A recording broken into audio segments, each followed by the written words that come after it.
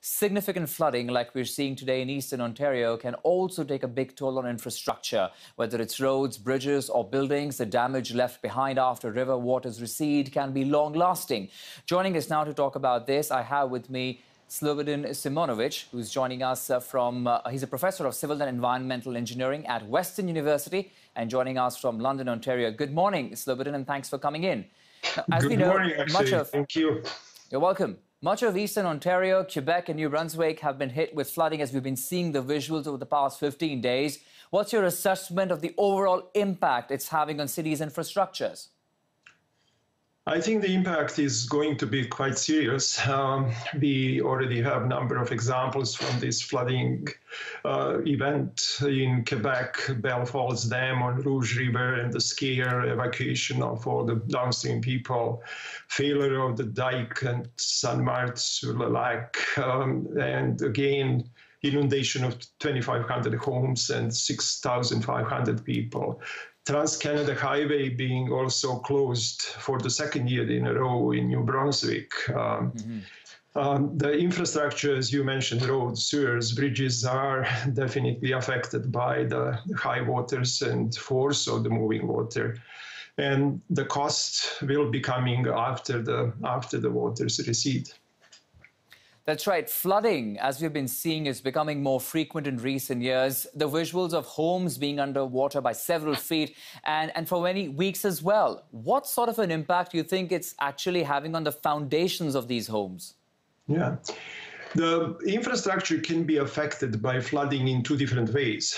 One is simply by force of the moving water, which brings kind of debris, impose the pressure on different parts of infrastructure and can definitely affect it or creates the damage. Another potential impact comes from the submergence or simply infrastructure being longer period of time under the water, which loosens the foundation and creates the seepage of water through, therefore changing the conditions, normal functioning conditions for the infrastructure.